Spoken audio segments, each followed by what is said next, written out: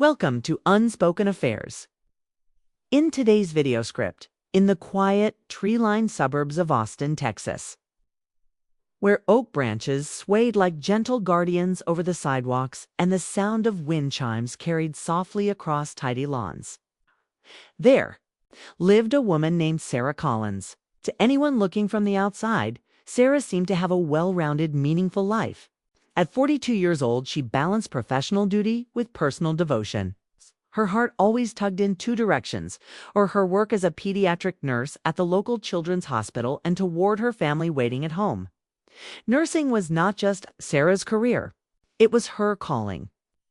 Every day she walked into hospital corridors knowing she was stepping into a world of fragile moments, moments of fear, relief, heartbreak, and joy. She held the hands of anxious children, whispered comfort to their parents, and carried burdens most people never saw. Though her shifts were long, her patience stretched thin at times, and her body often weary, Sarah remained committed. She had chosen this path not for recognition, but to be a steady presence when families needed it most. But once she returned home, beneath the soft lamplight of her living room, her world shifted to an even more personal role. Her husband, Mark, and her 17-year-old stepson, Ethan, were her anchors. They were the reason she smiled after the hardest shifts and the reason she carried on when exhaustion threatened to consume her. Yet, the journey to this family bond had not been simple, and the story of how Sarah went from a stranger in Ethan's eyes to someone he would one day call his other mom was layered, tender, and not without pain. When Sarah first met Mark years earlier, she had no doubt he was the man she wanted to build her life with. He was steady, dependable, and grounded in a way that made her feel safe. His words carried weight. His promises were never made lightly, and his love showed itself in consistency more than grand gestures. But he, too, had been shaped by hardship. His first marriage had ended in divorce, leaving him with shared custody of Ethan, who was then only a boy still grappling with the confusion of a fractured home. Mark was devoted to Ethan in a way that commanded Sarah's respect. He made it clear from the beginning that his son would always come first. Sarah admired that loyalty. It was one of the reasons she loved him. But she also knew it meant stepping into their world wouldn't be easy. She wasn't just marrying Mark, she was stepping into a ready-made family.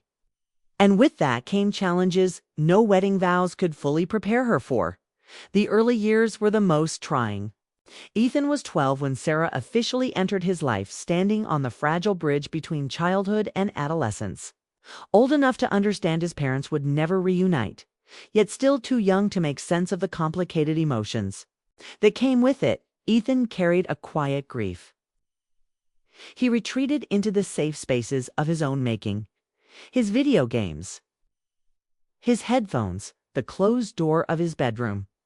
When Sarah walked through that door as his stepmother, he didn't welcome her with hostility, but he didn't welcome her with open arms either.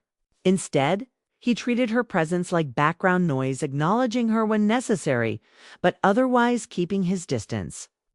Conversations were clipped, eye contact rare, and his laughter seemed reserved for moments she wasn't part of. Sarah remembered those years with a bittersweet ache.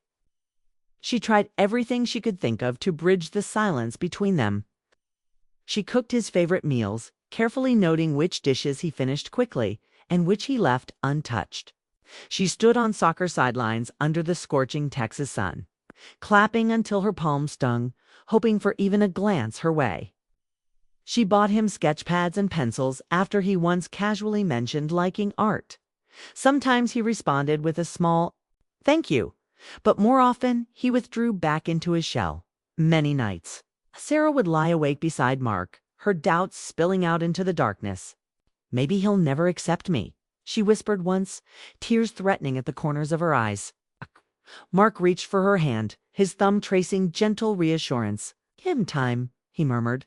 "He's been through so much." "I know. My son, deep down, he sees you. He notices more than he lets on. One day he'll realize what you mean to him." Sarah wanted to believe him.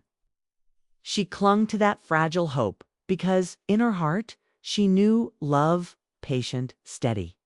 Unwavering love could heal wounds even if it took years.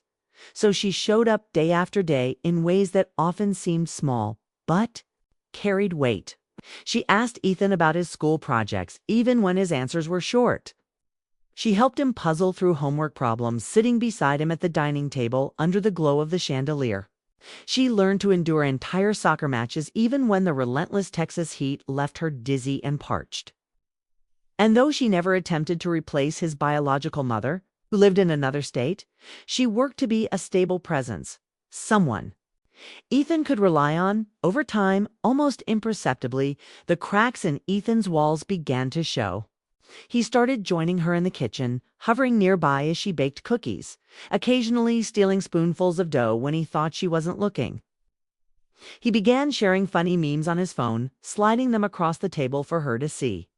Sometimes when she cheered at his games, he gave her a quick wave of acknowledgement. These small shifts were monumental to Sarah, each one like a brick being carefully removed from the fortress he had built around himself. Still, Sarah couldn't shake the lingering question. Did Ethan truly see her as family, or was she simply a permanent guest in his home? That question sat heavy on her heart, quietly echoing through the years, till one December evening changed everything. It was mid-December, and the holiday season had wrapped their neighborhood in a blanket of warmth and light. Houses sparkled with strings of bulbs, wreaths adorned front doors, and the crisp winter air carried scents of cinnamon, pine, and freshly baked pies. Inside Sarah's hospital, Christmas trees decorated the hallways, and stockings hung on the walls, bringing cheer to the children who wouldn't be home for the holidays. Sarah had been covering extra shifts, stepping in so her colleagues could spend time with their families.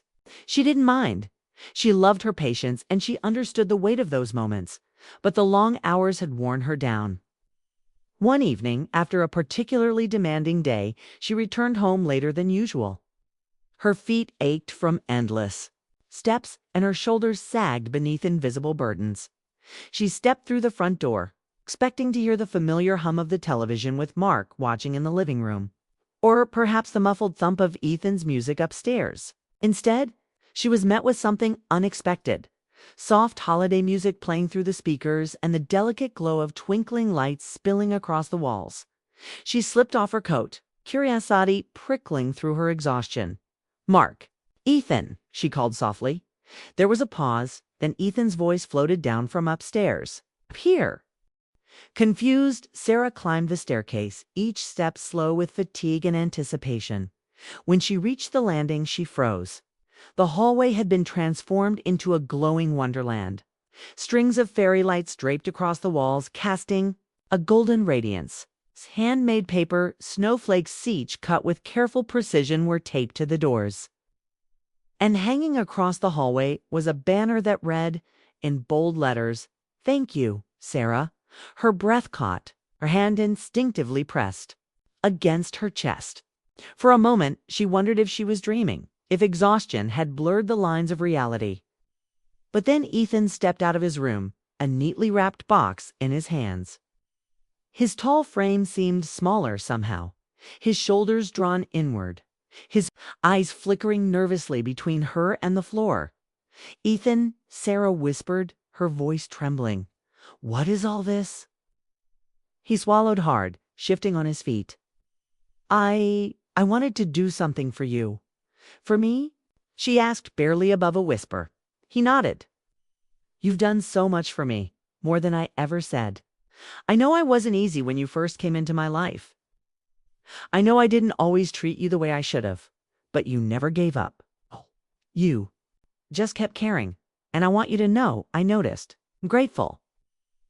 Sarah's vision blurred with tears, her throat tightening until words refused to come. Ethan extended the box toward her, his hands trembling slightly. "I made you something," said. Her hands shook as she unwrapped the gift, peeling back the paper to reveal a thick scrapbook, carefully crafted with hours of thought and effort.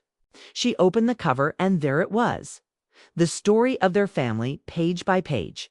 The first was decorated with a photo of the three of them at a picnic, smiling, sunlight bouncing off their faces. Each page after was filled with memories, birthday candles flickering as they sang.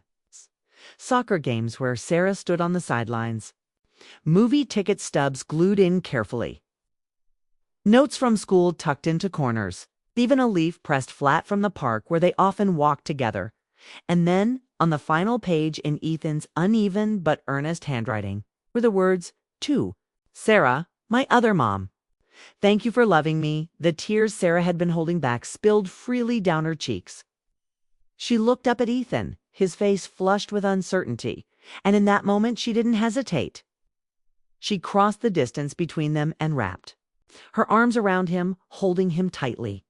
"Ethan," she whispered through her tears, her voice breaking. "This is the most beautiful gift anyone has ever given me."